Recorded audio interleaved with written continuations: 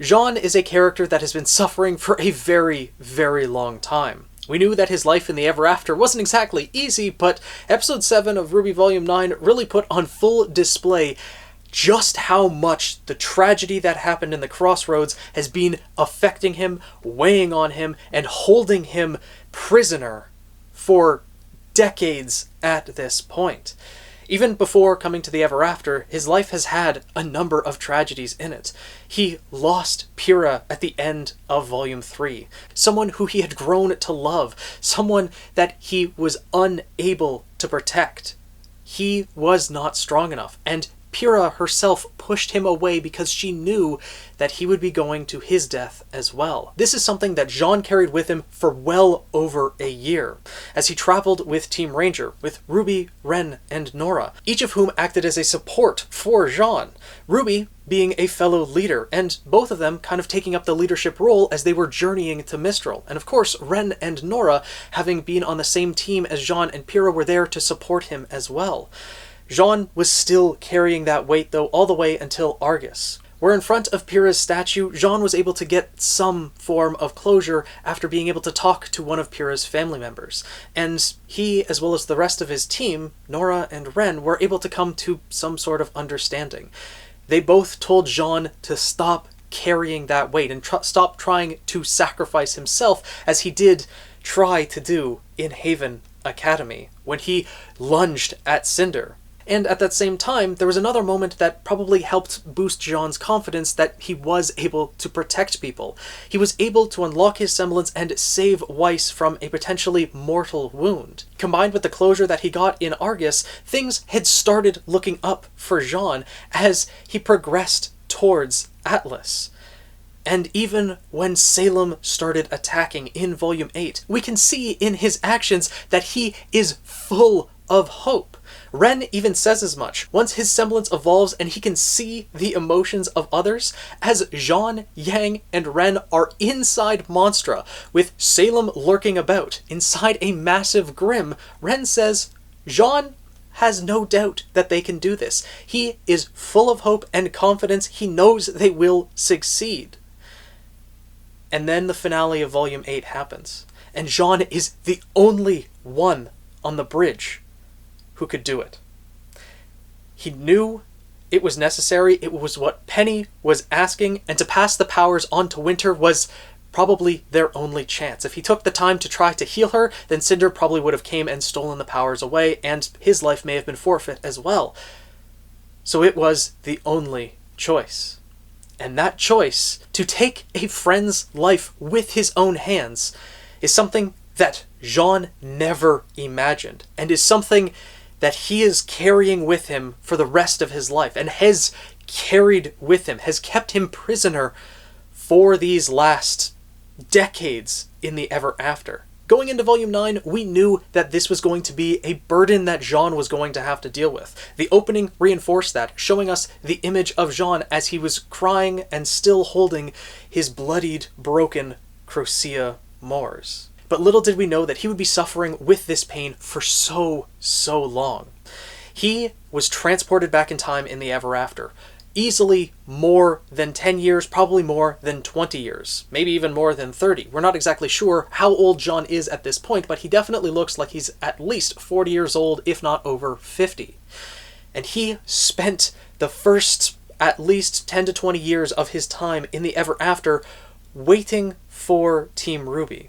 Based on the course of events from the most recent episode, it seems likely that Jaune stayed put on that same acre for those first 10 to 20 years, just simply waiting for Team RWBY. Because by the time of Alex and Lewis's arrival, he had already become the Rusted Knight. His armor had rusted to the point where that was the moniker he was known by. And based on the amount of progress that he has made exploring the Ever After, the number of different acres that he's seen, well, had he started exploring before he encountered the Paper Pleasers, I feel like he would have made a lot more progress. But he did not know how long he was going to have to wait on that beach. So he continuously waited, day after day, year after year, until someone arrived. And that turned out to be Alex and Lewis. He soon learned that he was in their story, And very likely, knowing the story himself, he thought that this was his chance to finally be able to protect someone. The Rusted Knight was a hero that he had read about when he was a kid, someone that he had probably looked up to and wanted to be like. But now he was that Rusted Knight. He was now the hero that he always wanted to be. And yet again, he ended up not being able to protect anyone. He was betrayed and poisoned by Alex. And after the Curious Cat came to find him, after Alex and Lewis left, he learned that he could not protect Lewis either. When he was poisoned, Juniper brought him to the Paper Pleasers, and they helped him in more ways than one. They saved him from the poison, got him back on his feet, but also gave him someone else to protect. Because after losing Lewis, I'm sure that Jaune would have completely lost hope. Having continued loss after continued loss, waiting for so long, probably thinking about the events of that day in the crossroads, every single moment that he was waiting for all of those years, and then losing Lewis after that, Jaune would have been a complete wreck. And I don't know how he would have been able to move forward. And that is why he latched on so heavily to the Paper Pleasers, that these are people that he could actually protect.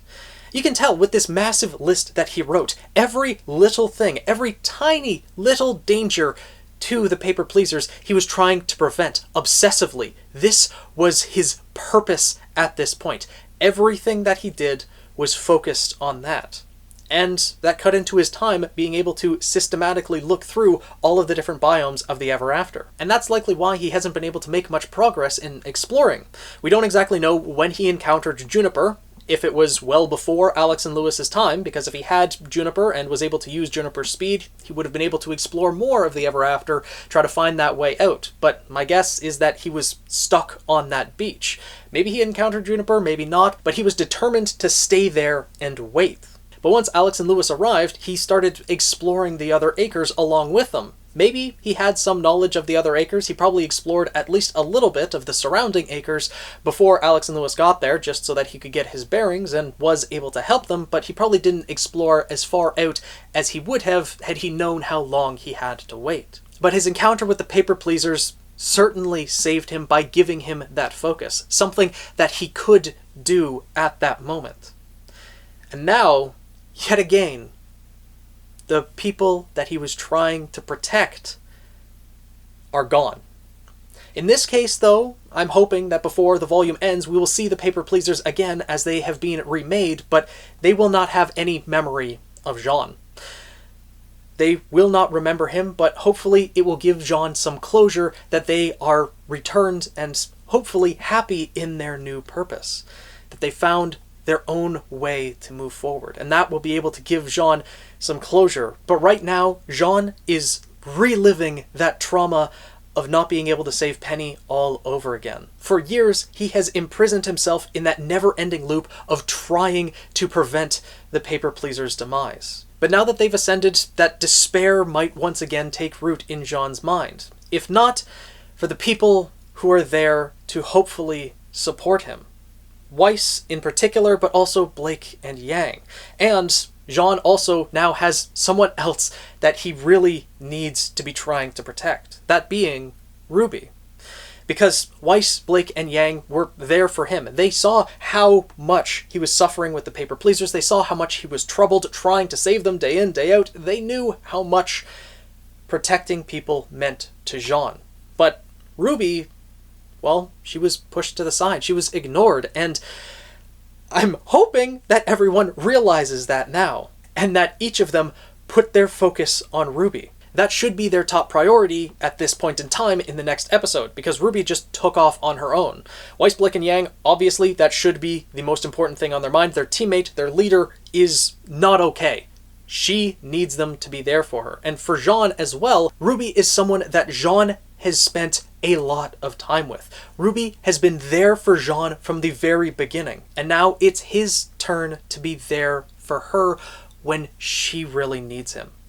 It's not going to be completely smooth sailing, because RWBY's words to Jaune, calling the Paper Pleasers Jaune's make-believe friends, and essentially spitting at the fact that Jaune has been desperately trying to protect them for the last however many years, and the trauma and struggle that he's been going through, there's going to be some things that they need to work out. Jaune did go too far with the words that he said to RWBY, though his response was absolutely justified given what RWBY had said. They both need to make amends, and I'm sure Jaune realizes this at this point. Although the suffering of losing who he was trying to protect is certainly going to weigh on him more and more, I think that he will be pushing forward and he will be trying to protect RWBY as much as he can. Knowing that she needs him, I think is going to be enough to get him back on his feet and keep moving with Blake, Yang, and Weiss towards that goal of helping RWBY. And I can only hope that he is able to protect her. Because there's a very real chance that RWBY is going to encounter Neo next episode, and things are going to take a turn for the worse. This volume is dealing with a lot, and on an individual basis, characters are being brought down to their lowest points. For RWBY, Jaune, and potentially Neo. And if something darker were to happen to RWBY, if RWBY were to be killed by Neo, that might drive Jaune just completely over the edge. And that is an actual possibility that may happen this volume, something that I will discuss in the next video. But for now, in this video, I just wanted to go over everything that Jaune has been through thus far, how much he has struggled, and the burdens that he's been carrying for all of this time, in hopes that things may be looking up for him, and that hopefully some of that weight may be lifted. Whether that be through finally being able to protect RWBY, coming to terms with the fact that Ascension isn't death, and maybe that might even be through Ascension itself that Jaune is remade and possibly have those painful memories removed.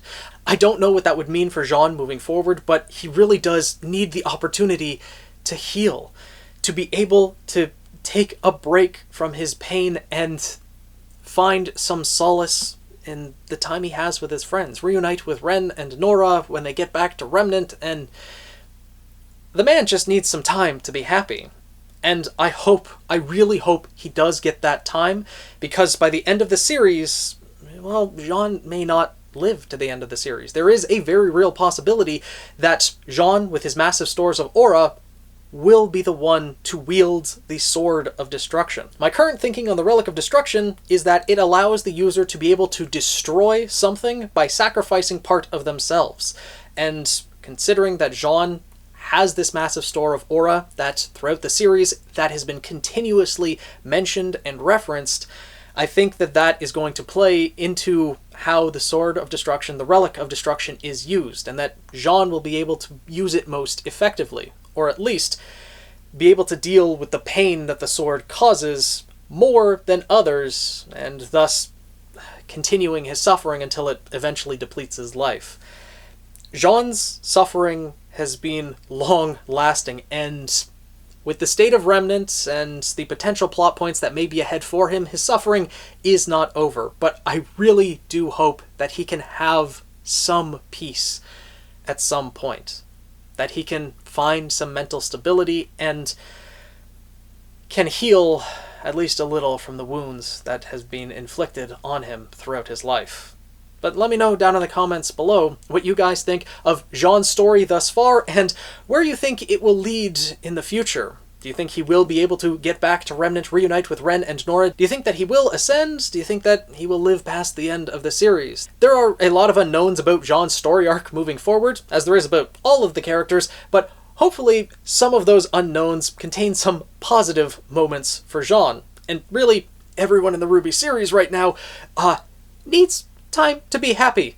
Everyone needs a little bit of happiness, but, well, there isn't that much to go around, as we have oh so clearly seen. If you guys enjoyed this video, got you thinking a bit more about the RWBY series and how different things are weighing on different characters, Jaune's overall story, and you want to see some more videos like this in the future, more RWBY reviews, theories, character analyses, etc., make sure to subscribe and join the Guild of the Eternal Flame. If you're a fan of the series No Game No Life, make sure to subscribe to my second channel, The Daily Flugel. And if you want to see some games played live or discuss RWBY in person, make sure to go and follow my Twitch channel linked in the description below. And I'll see you guys in the next video.